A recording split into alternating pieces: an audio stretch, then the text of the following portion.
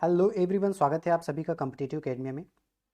इस सीरीज़ में हम current affairs R O A R O 2016 का जो री एग्ज़ाम होने वाला है और U P P C S pre 2020 जो होने वाला है उसके लिए डिस्कस कर रहे थे ई दृष्टि की रिमाइंडर से। तो पीछे जहाँ तक हमने पढ़ा था उसके आगे से आज शुरुआत करते हैं। तो आज केंद्रीय बजट से शुरुआत करेंगे। इसमें कुछ आंकड़े दिए गए हैं, उनके ऊपर चर्चा करेंगे। तो सबसे पहले इसमें जो दिया गया है कि केंद्र सरकार के व्यय कौन कौन से हैं। तो इसमें डायरेक्ट तो ऐसे नहीं पूछते हैं कि कितना अमाउंट किस चीज़ पे व्यय किया जा रहा है, लेकिन कभी कभी इसमें ये पूछ लिया जाता है कि सबसे ज़्यादा किस पे व्यय किया जा रहा है।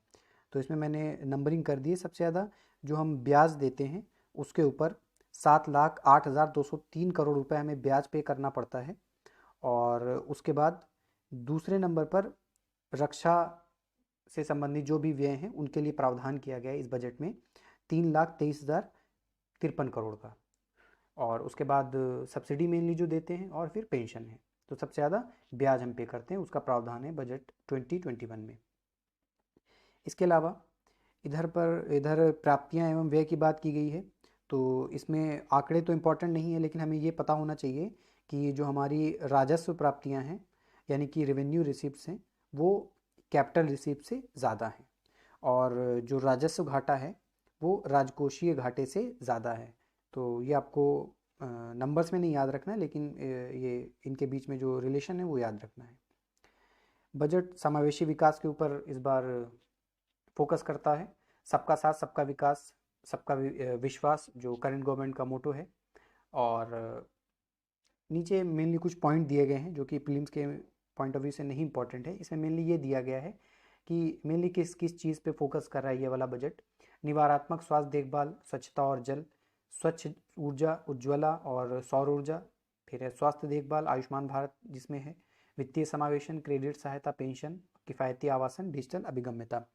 नीचे एक इम्पॉर्टेंट चीज़ आई है कि इस बार जो आयकर की दरें हैं उन्हें चेंजेस किए गए। उनमें कुछ ये आयकर की दरें इनमें आपको दिख नहीं होगा, लेकिन मैं आपको बता देता हूँ। पुरानी दर और नई दर दोनों दरें प्रचलित रहेंगी, ये याद रखना है।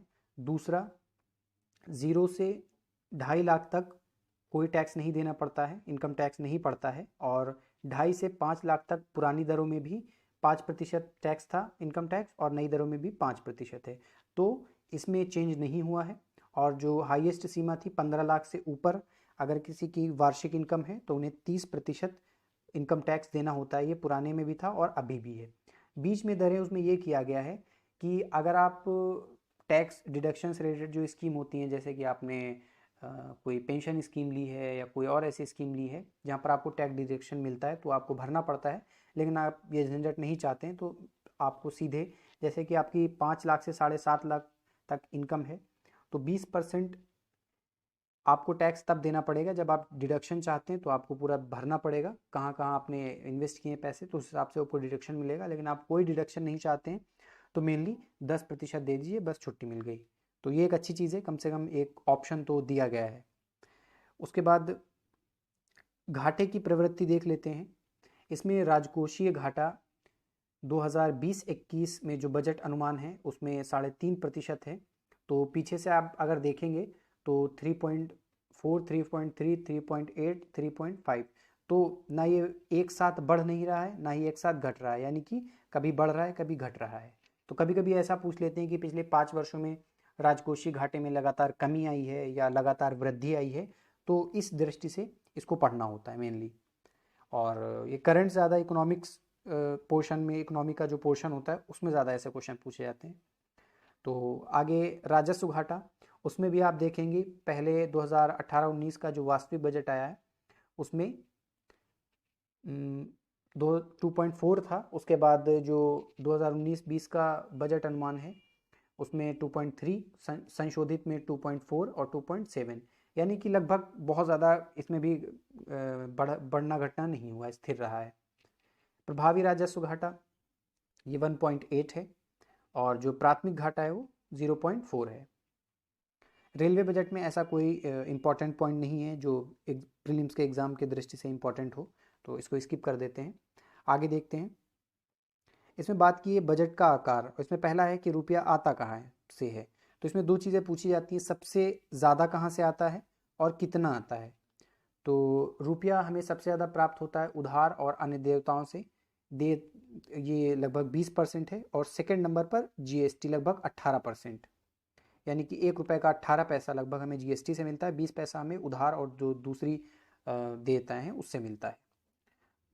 उसके बाद रुपया जाता कहाँ है, तो केंद्रीय बजट की बात हो रही, तो इसमें करों और शुल्कों में जो राज्य का हिस्सा होता है 20% उसमें जाता है, और दूसरे नंबर पर ब्याज भुगतान में 18% जाता है। ये आप देख सकते हैं, यहाँ पर ब्याज भुगतान में 18% और यहाँ पर जो राज्यों का हिस्सा है उसमें 20% जाता है। आगे इधर लिखा हुआ है कि सबसे ज़्यादा बजट किसको एलोकेट किया गया, किस मंत्रालय को, तो रक्षा मंत्रालय को सबसे ज़्यादा दिया गया है, यहाँ पर टिक कर दिया गया है। ये देख लीजिए, ये इतना रक्षा मंत्रालय के लिए बजट के प्रावधान किए गए हैं, तो सबसे ज़्यादा एलोकेशन रक्षा मंत्रालय को हुआ है। इसके अलावा अभी जो शिक्षा मंत्रालय है वो चर्चा में है, तो उसके बारे में पता होना चाहिए कि मानव संसाधन विकास मंत्रालय जिसका नाम था, तो ये 99,312 करोड़ रुपए उसके लिए बजट एलोकेट किए गए थे, और इसको और बढ़ाने की बात हुई है अभी जो हाल ही में शिक्षा नीति आई है। आगे देखते हैं, तो इसमें मेनली दिया गया है कि हमारी जो रिसिप्ट्स हैं वो कहाँ से आती हैं। रिसिप्ट्स आपको पता है कि एक रेवेन्यू रिसिप्ट्स होती हैं और एक कैपिटल रिसिप्ट्स होती हैं। तो सबसे ज़्यादा हमें जीएसटी से प्राप्त होती हैं, यानी कि केंद्र सरकार को सबसे ज़्यादा जो रेवेन्यू रिसिप्ट्स हैं वो जीएसटी से प्राप्त होती हैं, और दूसरे नंबर पर इनकम टैक्स से। तो इससे ज़्यादा इसमें से कुछ नहीं आएगा, प्रीलिम्स में इंपॉर्टेंट नहीं है मेनली। फिर आगे देखते हैं, कुछ चीज़ें नहीं दिख रही तो मैं साथ में बुक में भी देखते हुए चल रहा हूँ। इसमें कुछ ग्राफ दिए गए हैं जिसमें जीडीपी की जो ग्रोथ रेट है उसकी बात की गई है। तो आप देख सकते हैं इसमें 2020-21 के लिए ये 6.5 से 6.5% तक वृद्धि दर रहने का अनुमान है, जो कि अब जैसी सिचुएशन चल रही है तो बहुत ज़्यादा कम हो सकती है, हाल ही में तो माइनस में है, तो चांसेस कम हो जाते हैं पूछने के। बस ये आपको पता होना चाहिए कि घटती बढ़ती हुई प्रवृत्ति है, ना एक साथ घटती हुई प्रवृत्ति है ना बढ़ती हुई प्रवृत्ति है। इसके अलावा खाद्यान्न उत्पादन ये भी घट बढ़ रहा है। 2019-20 में ये 140, ये अग्रिम अनुमान है प्रथम, 140 मिलियन टन, और पीछे से आप देखेंगे 75, 85, 85, तो लगभग स्थिर रही है। 2 सालों में पिछले वृद्धि हुई है, उसके बाद स्थिर रही है। हाँ, सबसे मेन चीज़ हमारा जो फॉरेन रिजर्व है वो अब तक का हाईएस्ट हो गया है, और इसमें लगातार वृद्धि हुई है, आप देख सकते हैं। नहीं, 17-18 और 18-19 में ये कमी आई है, तो लगातार वृद्धि नहीं हुई है, लेकिन वर्तमान में हमारा जो फॉरेस्ट रिजर्व है वो अपने उच्चतम सीमा पर है, तो ये आपको याद रखना है, ये पॉइंट की हाईएस्ट सीमा पर है। चालू घाटा अभी ये तिमाही का दिया गया अप्रैल और सितंबर का 19-20 के लिए, तो 1.5% है, इतना इंपॉर्टेंट नहीं है ये। आगे देखते हैं, कृषि एवं संबंधित क्षेत्र में जीवीए की बात हो रही है, जो कि लगभग घटती हुई प्रवृत्ति दिखी है पिछले 3 सालों में, 17-18, 18-19 और 19-20 में 5 से 2.9 और 2.8 ये घटती हुई प्रवृत्ति दी है। ग्रॉस वैल्यू एडेड जो उसका है कृषि एवं संबद्ध क्षेत्र का, वो घटता हुआ है। एक नया टर्म इस बार के इकोनॉमिक सर्वे में यूज़ किया गया है जिसका है नाम है थालीनॉमिक्स। तो जब भी इकोनॉमिक सर्वे में कोई नया टर्म आता है तो बहुत इंपॉर्टेंट हो जाता है, किसी न किसी एग्जाम्स में वो ज़रूर पूछा जाता है। तो एक्चुअली में थालीनॉमिक्स होता क्या है कि एक हाउस होल्ड एक थाली में उसको जो जो सामान चाहिए खाने के लिए, जो ज़रूरी चीज़ें होते हैं, उसको एक्सेस करने में कितना कैपेबल है, इसकी इकोनॉमिक्स को स्टडी करता है थालीनॉमिक्स। तो अगर पिछले 5 सालों में देखेंगे तो जिस हिसाब से महंगाई बढ़ी उस हिसाब से 29% शाकाहारी थाली की वहन क्षमता में सुधार हुआ है, यानी कि पहले जितने की थाली थी उसमें 29% कमी आई है, या फिर 29% और लोग इसे एक्सेस करने में कैपेबल हो गए हैं शाकाहारी थाली में, जबकि मांसाहारी थाली में 18%। वहीं इधर पैसों में दिया गया है कि 5 साल पहले एक फैमिली जिसमें 5 मेंबर हों, जितने अपने थाली पे वो खर्च करते थे उसमें 10,887 रुपये शाकाहारी थाली में कमी आई है, जबकि 11,787 रुपये मांसाहारी थाली में कमी आई है। सेवा क्षेत्र में अगर आप वृद्धि देखेंगे तो ये घटती हुई प्रवृत्ति दिख रही है, 8.1, 7.5, 6.9, ये 3 साल में पिछले घटती हुई प्रवृत्ति है। और जीवीए सबसे ज़्यादा आपका उद्योग में है, यहाँ पर आप देख सकते हैं 28.3 सॉरी सबसे ज़्यादा सर्विस सेक्टर में है, उसके बाद उद्योग में है 28.3, सर्विस सेक्टर में 57.8 है। आगे बात करते हैं, यहाँ से ये ज़्यादा इम्पोर्टेंट है, भारत के शीर्ष 5 व्यापारिक भागीदार देश कौन से रहे हैं। तो सबसे नंबर 1 पर यूएसए है, दूसरे नंबर पर चाइना है, तीसरे नंबर पर यूएई, फिर सऊदी अरब, फिर हांगकांग है। तो ये इंपॉर्टेंट है, सबसे ऊपर यूएसए है जिससे 11.3% हमारा व्यापार होता है। और ये इंपॉर्टेंट तीनों टॉपिक ये बहुत इंपॉर्टेंट हैं, क्वेश्चन आने के चांसेस इसमें ज़्यादा हैं। शीर्ष 5 आयातित वस्तुएं कौन सी हैं। तो क्रूड पेट्रोलियम, स्वर्ण, उसके बाद पेट्रोलियम उत्पाद, फिर कोयला और कोक और ब्रिकेट्स।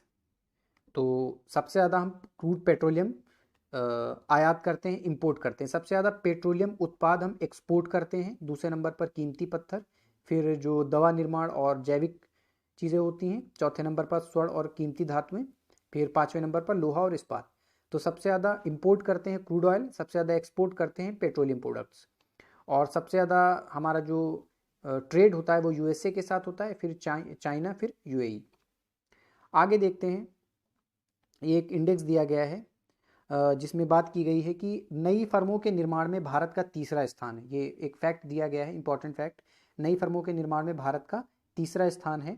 और 2018 में 1,24,000 नई फर्में बनी, और 2014 और 18 के बीच में नई फर्मों में 80% की वृद्धि हुई है। 10% नई कंपनियों में वृद्धि जो सकल घरेलू जिला उत्पाद में 1.8% की वृद्धि करती है। तो मेनली तीसरे स्थान पर ये आपको याद रखना है, और 80% वृद्धि हुई है, ज़्यादा इंपॉर्टेंट है, बाकी ये भी एक बार आप देख लीजिएगा। आगे पॉइंट दिया गया है कि भारत की इकॉनमी विश्व की कौन से नंबर की इकॉनमी है, और उसके अलावा भी दिया गया है टॉप पे कौन सा है। तो पहले नंबर पर जैसा कि आप देख सकते हैं यूएसए है, उसके नीचे चाइना है, फिर जापान, फिर जर्मनी, और भारत 5वें नंबर पर है। विश्व की कुल इकॉनमी का 2.9% 2019 में एस्टिमेटेड है, और 2.7% 2018 का ये एक्चुअल में बजट है। तो ये इंपॉर्टेंट है, 5वें नंबर पर भारत है। आगे बात करते हैं यूपी बजट 2020-21 के बारे में, बहुत ज़्यादा इंपॉर्टेंट नहीं है, कुछ एक पॉइंट्स इसमें इंपॉर्टेंट है वो देख लेते हैं। तो सबसे पहले इसमें इंपॉर्टेंट है कि यूपी में सबसे ज़्यादा जो बजट है उसमें रुपया का योगदान क्या है, कहाँ से रुपया सबसे ज़्यादा आता है। तो यूपी जो खुद टैक्स कलेक्ट करता है, तो उसके टैक्स रेवेन्यू से उसे 33% प्राप्त होता है, यानी 1 रुपये का 33 पैसा उसके खुद के टैक्स कलेक्शन से रेवेन्यू प्राप्त होता है। तो रुपया की जो सबसे बड़ी मद है जहाँ से प्राप्त होता है वो टैक्स कलेक्शन है। और रुपया जाता कहाँ है, तो सबसे ज़्यादा जो राजस्व व्यय है उनमें जाता है, दूसरे नंबर पर पूंजीगत परिव्यय में जाता है। नीचे कुछ फैक्ट दिए गए हैं इससे रिलेटेड। वित्त मंत्री सुरेश कुमार खन्ना ने ये बजट 18 फरवरी 2020 को प्रस्तुत किया था, और उत्तर प्रदेश के इतिहास का यह अब तक का सबसे बड़ा बजट है। बजट का जो आकार था वो आप देख सकते हैं 5,12,86,072, नहीं ज़्यादा हो गया, वो पॉइंट लगा हुआ है एक्चुअल में। तो ये है 5,12,860.72 करोड़ आकार का ये बजट है। और नीचे दिया गया है इनमें कुछ जो योजनाओं की घोषणा की गई थी। तो मुख्यमंत्री शिक्षुता अप्रेंटिस योजना, ये इस बजट में घोषणा की गई थी। और इसमें क्या किया गया है कि जो लोग इसमें अप्रेंटिसशिप करेंगे उनको 2500 रुपये प्रतिमाह की धनराशि भी प्रशिक्षण भत्ते के रूप में प्रदान की जाएगी। उसके बाद जब उनका ये पूरा हो जाएगा प्रशिक्षण, तो उन्हें टूल्स भी प्रोवाइड कराए जाएंगे, और उनको उनका बिजनेस स्टार्ट करने के लिए भी लोन दिया जाएगा। युवा हब स्थापित करने की बात की गई है। इसके अलावा बजट में 7 नए विश्वविद्यालयों की स्थापना का प्रस्ताव है। तो कभी कभी ऐसे भी फैक्ट पूछ लेती है कि कितने विश्वविद्यालयों की स्थापना का प्रस्ताव था इस बार के बजट में। इसके अलावा जेवर अंतर्राष्ट्रीय हवाई अड्डा अयोध्या में, इसके विकास की बात की गई, धनराशि इसके लिए प्रस्तावित की गई है। तो बजट में है तो ये इंपॉर्टेंट हो जाता है कि जेवर अंतर्राष्ट्रीय हवाई अड्डा कहाँ पर है, तो ये अयोध्या में है। इसके अलावा फसल बीमा की बात की गई है, और फसल बीमा अब किसान के साथ साथ जो बटाईदार होंगे, जो जिसकी खेत होता है जिसका, कुछ दूसरे जो किसान खेती करते हैं उनके खेत पर, उनको बटाईदार बोलते हैं। श्रम के बदले में, उनको काम करने के बदले में फसल मिलती है दूसरे की ज़मीन पर जो बोते हैं। तो उनको भी अब जो ऋण है वो उपलब्ध कराया जाएगा। गोवंश के लिए भी इसमें व्यवस्था की गई है संरक्षण के लिए, खास करके जो देसी नस्ल के गोवंश हैं उनके लिए रिसर्च की जाएगी और उनके लिए प्रयास किए जाएंगे संरक्षण के लिए। इसके अलावा राजकोषीय घाटा 2.97% है इस बार का। जो अनुमानित राजकोषीय घाटा है जीडीपी का वो 2.97% है। सबसे नीचे आप देख सकते हैं। तो ये एक और इम्पॉर्टेंट पॉइंट है इसमें। तो इसमें ये सिर्फ बजट और इकोनॉमिक सर्वे ही था। चलिए अगले लेक्चर में मिलते हैं। और अगर आपका कोई सुझाव है तो कमेंट बॉक्स में ज़रूर बताइएगा, और वीडियो को आप लोग लाइक करिए, शेयर करिए, चैनल को सब्सक्राइब करिए। चलिए मिलते हैं नेक्स्ट वीडियो में, तब तक के लिए धन्यवाद।